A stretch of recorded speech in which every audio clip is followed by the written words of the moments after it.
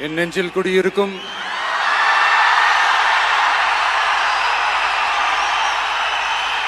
உங்கள் அனைவருக்கும் என்னுடைய வணக்கம். வணக்கம் வணக்கம்.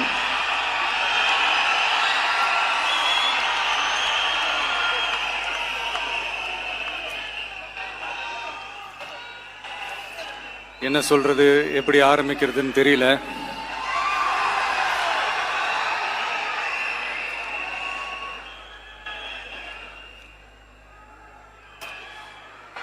சினிமாவில்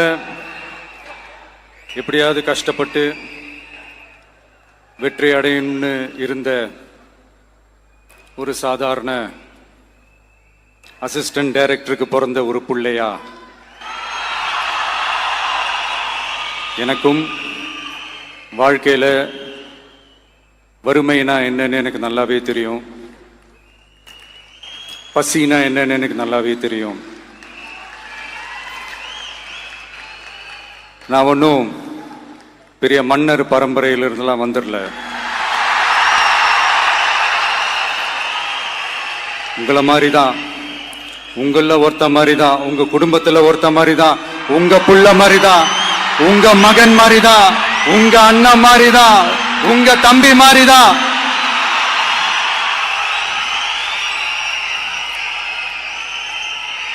அப்படிதான் நான் உணர்றேன். நீங்களும் என்ன அப்படி நினைச்சதுனால தான் சினிமாவில் எனக்கு ஒரு மிகப்பெரிய ஒரு இடத்த ஒன்று கொடுத்தீங்க. அதையெல்லாம் விட்டுட்டு உங்களுக்காக நன்றி கடன் செலுத்துறதுக்காக அரசியலுக்கு வந்த உங்க விஜய, இந்த விஜய, நீ வா விஜய், நாங்களா இருக்கோம், பாத்துக்கிறோம். விஜய் தம்பி நீ வா, நாங்க இருக்கோம். விஜய் தம்பி நீ வா, நாங்க இருக்கோம். அண்ணா நீ வாடா, நாங்களா இருக்கோம். நண்பா நீ வா நண்பா, நாங்களா இருக்கோம் சொல்லி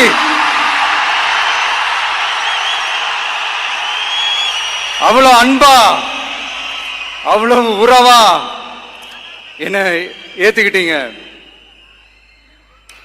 இந்த நேரத்தில் இதை நான் சொல்லணும்.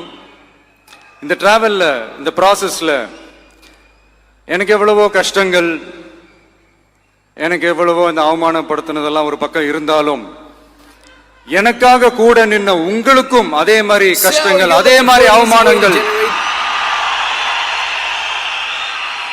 அதையெல்லாம் நீங்க பெருசா எடுத்துக்காம, அதையெல்லாம் நீங்க பொருட்டாவே எடுத்துக்காம, என்னோட வலிகளை, என்னோட வேதனைகளை உங்களோட தான் நினைச்சு என் கூடவே நின்னு இன்னைக்கு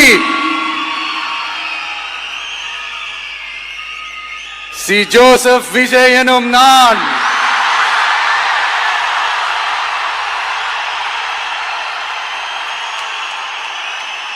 அத உண்மையாக்கி இருக்கிறீங்க. உண்மையிலே எனக்கு என்ன சொல்றதுன்னு எனக்கு தெரியல. என்னுடைய உறவுகளே, என்னுடைய சொந்தங்களே, நான் ஒன்றும் தேவ தூதன்லாம் கிடையாது. நானும் ஒரு இயல்பான ஒரு வாழ்க்கை வாழ்ற ஒரு சாதாரணமான மனுஷன்தான். நான் முன்னாடியே சொன்ன மாதிரி அது செய்வேன் இது செய்வேன்னு பொய்யான வாக்குறுதிகள்லாம் கொடுத்தவங்கள நான் ஏமாத்த மாட்டேன். எது சாத்தியமோ அது மட்டும்தான் நான் செய்வேன். இம்மிடியட்டா உங்க மனசுல ஒரு கேள்வி ஒண்ணு வரலாம், அப்ப சாத்தியம் இல்லாததை செய்ய மாட்டாங்களா, செய்ய முடியாதா அப்படின்ற ஒரு கேள்வி ஒண்ணு வரலாம். இத்தனை கோடி மக்கள் என் கூட இருக்கும் போது எது வந்தாலும் பார்த்துக்கலாம், என்ன வந்தாலும் பார்த்துக்கலாம் அப்படின்ற அந்த கான்பிடன்ஸ் என் மனசுல இருக்கு. இன்னொரு விஷயமும் நான் இங்க சொல்லணும். இன்னைக்கு நம்ம தமிழ்நாடு கவர்மெண்ட் இருக்கிற அந்த நிலைமையை பத்தி நான் உங்ககிட்ட நான் சொல்லணும். கிட்டத்தட்ட 10 லட்சம் கோடிக்கு மேல கடன் வாங்கி வச்சுட்டு போயிருக்கிற இன்னைக்கு அந்த தமிழ்நாடு அரசு இருக்கிறப்போ, கஜானாவை சுத்தமா தொடச்சி வலிச்சு வச்சுட்டு போயிருக்கிறப்போ, தூக்க முடியாத சுமையை ஏத்தி வச்சுட்டு போயிருக்கிறப்போ,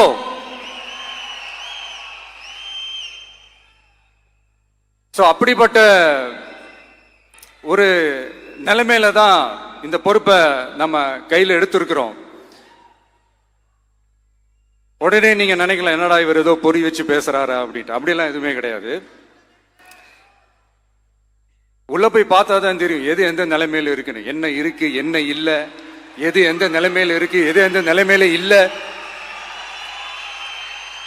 சோ அதையெல்லாம் பார்த்துட்டு உங்களுக்கு ஒரு வெள்ளை அறிக்கையா அதை வெளியிடணும்னு நான் நினைக்கிறேன். ஒரு டிரான்ஸ்பரண்டான ஒரு கவர்மெண்டா, அதாவது இன்னைக்கு நம்ம தமிழ்நாடு கவர்மெண்ட் இந்த நிலைமையில தான் இருக்கு அப்படின்றத உங்ககிட்ட சொல்லிட்டு I just want to take it forward from there. அதைத்தான் நான் முதல்ல செய்யணும்னு நினைக்கிறேன். தமிழ்நாடு பொறுத்த வரைக்கும் இப்போ யாரையாவது போய் ஏதாவது சந்திக்கணும் அப்படின்னா இந்த மூஞ்ச மூடிக்கிட்டு போய் சந்திக்கிறதோ, என்ன இந்த மறைமுகமா உங்களுக்கு தெரியாம போய் சந்திக்கிறதோ அப்படிலாம் நான் செய்ய மாட்டேன். எதுவா இருந்தாலும் வெளிப்படையாக ஒளிவு மறைவு இல்லாம தான் நான் செய்வேன். இவ்வளவு பெரிய ஒரு பொறுப்பை என் கையில கொடுத்துருக்கிறீங்க, அதே நேரத்தில் எனக்கு கொஞ்சம் அவகாசமும் நீங்க கொடுக்கணும்னு நான் ரிக்வெஸ்ட் பண்ணி கேட்டுக்கிறேன். நான் சொன்னதையெல்லாம் படிப்படியா நிறைவேற்ற நான் ட்ரை பண்ணுவேன், நிறைவேற்றுவேன்.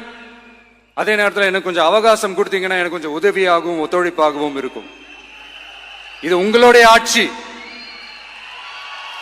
பெண்கள் பாதுகாப்பை ரொம்ப ஸ்ட்ரிக்டா வச்சிருப்பேன்.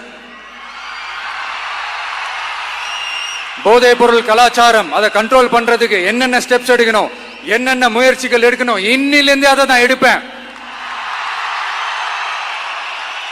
நம்ம பசங்களை அதுல இருந்து காப்பாற்ற வேண்டியது நம்ம அரசனுடைய பொறுப்பு. அதே மாதிரி சட்டம் ஒழுங்கு எல்லாருக்குமான பாதுகாப்பை நான் உறுதிப்படுத்துவேன். என்ன அவமானப்படுத்துறவங்களாகவே இருந்தாலும், என்ன கஷ்டப்படுத்துறவங்களாகவே இருந்தாலும், அவங்களும் என் மக்கள் தானே. நண்பர்களாக இருந்தாலும் எதிரிகளாக இருந்தாலும் 8 கோடி மக்களும் என் மக்கள் தானே.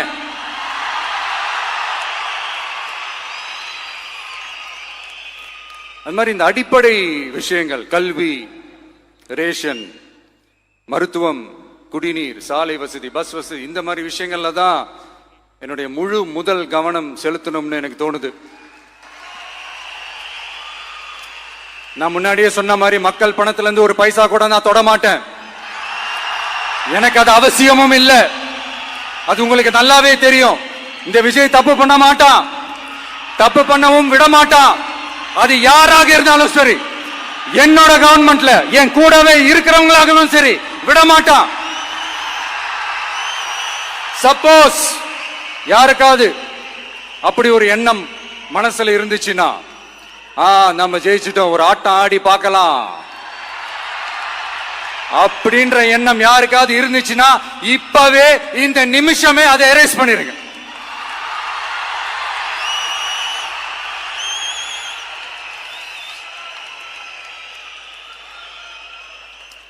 இங்க ஒரே சென்டர் தான், என் தலைமையில் உண்டான சென்டர்.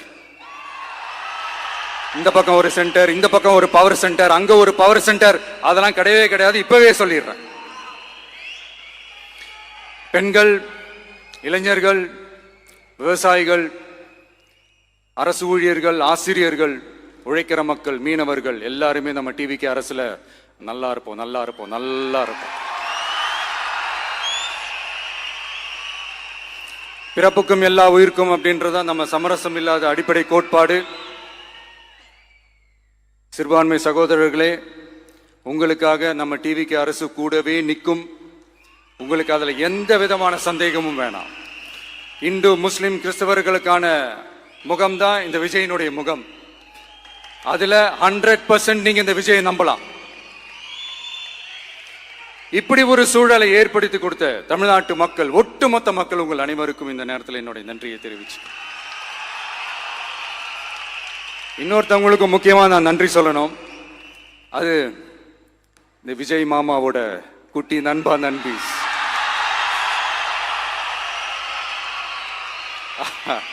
அவங்களாலதான் இது நடந்திருக்கு.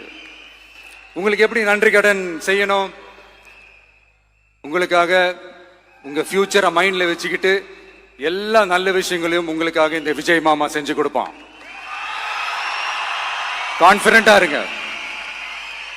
அதே மாதிரி இன்னொருத்தவங்களுக்கும் நான் முக்கியமா நன்றி சொல்லணும். உங்களை எப்படி நான் மறப்பேன்? நீங்க தான் என்னோட உயிராச்சே. தமிழக வெற்றி கழக தோழர்களே,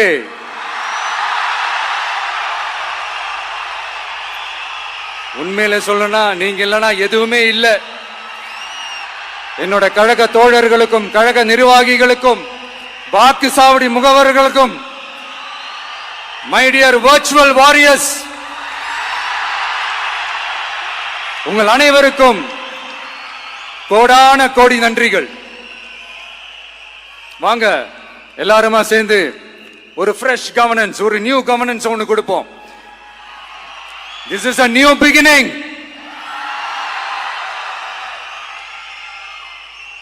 A new era of a real secular social justice starts now.